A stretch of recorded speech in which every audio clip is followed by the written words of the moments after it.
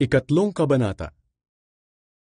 Ang lalaking paralisado ang isang kamay. Muling pumasok si Jesus sa sambahan ng mga Hudyo. May isang lalaki roon na paralisado ang isang kamay.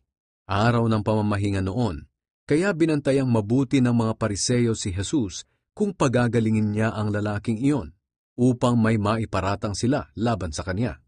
Sinabi ni Jesus sa lalaking paralisado ang kamay, "Halika rito sa harapan." Pagkatapos, tinanong niya ang mga Pariseyo, "Alin ba ang ipinapahintulot ng kautusan sa araw ng pamamahinga? Ang gumawa ng mabuti o ang gumawa ng masama? Ang magligtas ng buhay o ang pumatay?" Pero hindi sila sumagot. Galit silang tiningnan ni Jesus, pero nalungkot din siya sa katigasan ng kanilang mga puso. Bumaling siya sa lalaki at sinabi, "Iunat mo ang iyong kamay." Iniunat nga ng lalaki ang kanyang kamay at gumaling ito. Agad na umalis ang mga Pariseyo at nakipagpulong sa mga tauhan ni Haring Herodes. Pinag-usapan nila kung paano nila ipapapatay si Jesus. Sinundan ng maraming tao si Jesus sa tabi ng lawa. Pumunta si Jesus at ang mga tagasunod niya sa tabi ng lawa ng Galilea. Sinundan siya ng napakaraming tao na galing sa Galilea, Judea, Jerusalem, Idumea sa kabila ng ilog ng Jordan at sa palibot ng Tyre at Sidon. Dinayo siya ng mga tao dahil nabalitaan nila ang mga ginagawa niya. Dahil sa dami ng tao, nagpahanda ng isang bangka si Jesus sa mga tagasunod niya para may masakyan siya kung sakaling magsiksikan sa kanya ang mga tao. Maraming pinagaling si Jesus, kaya dinumog siya ng lahat ng may sakit para mahawakan man lang siya. Kapag nakikita siya ng mga taong sinasaniba ng masamang espiritu, lumuluhod sila sa harap niya at sumisigaw, "Ikaw ang anak ng Diyos!" Pero mahigpit niya silang pinagbawalan na sabihin sa iba kung sino siya. Pumili si Jesus ng 12 apostol. Pagkatapos, umakyat si Jesus sa bundok at tinawag niya ang mga taong nais niyang piliin. At lumapit sila sa kanya. Pumili siya ng 12 na tinawag niyang mga apostol upang makasama niya at suguing mangaral. Binigyan niya sila ng kapangyarihang magpalayas ng masasamang espiritu. Ito ang 12 apostol na kanyang pinili. Si Simon na tinawag niyang Pedro, sina Santiago at Juan na mga anak ni Zebedee. Tinawag niya silang Boanerges na ang ibig sabihin ay mga anak ng kulog, si Andres, si Felipe, si Bartolome, si Mateo, si Tomas, si Santiago na anak ni Alfeus, si Tadeus, si Simon na makabayan, at si Judas Iscariote na siyang nagtraidor kay Jesus ng bandang huli. Si Jesus at si Satanas.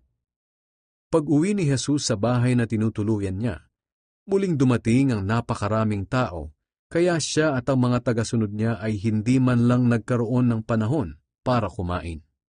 Nang mabalitaan ng pamilya ni Jesus ang mga ginagawa niya, siya'y sinundo nila, dahil sinasabi ng mga tao na nasisiraan na siya ng bait. May dumating namang tagapagturo ng kautusan galing sa Jerusalem at sinabi nila, sinasaniban siya ni Satanas na pinuno ng masasamang espiritu, at ito ang nagbibigay sa kanya ng kapangyarihang magpalayas ng masasamang espiritu.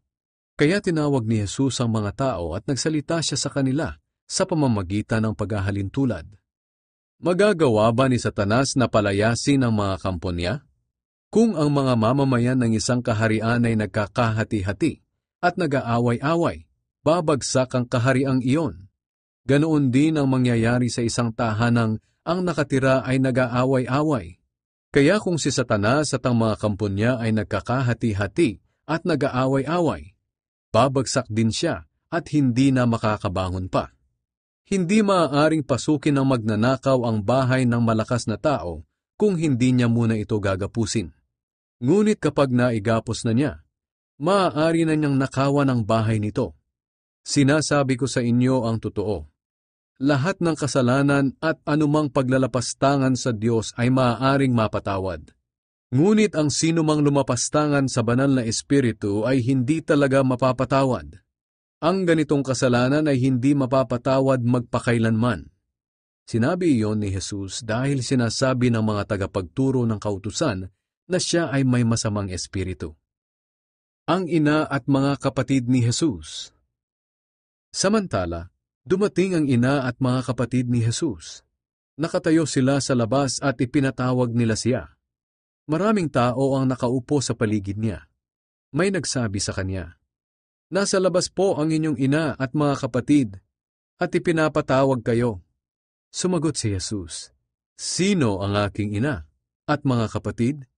Tiningnan niya ang mga taong nakapalibot sa kanya at sinabi, "Ang mga ito ang aking ina at mga kapatid. Ang sinumang sumusunod sa kalooban ng Diyos, ang siya kong ina at mga kapatid."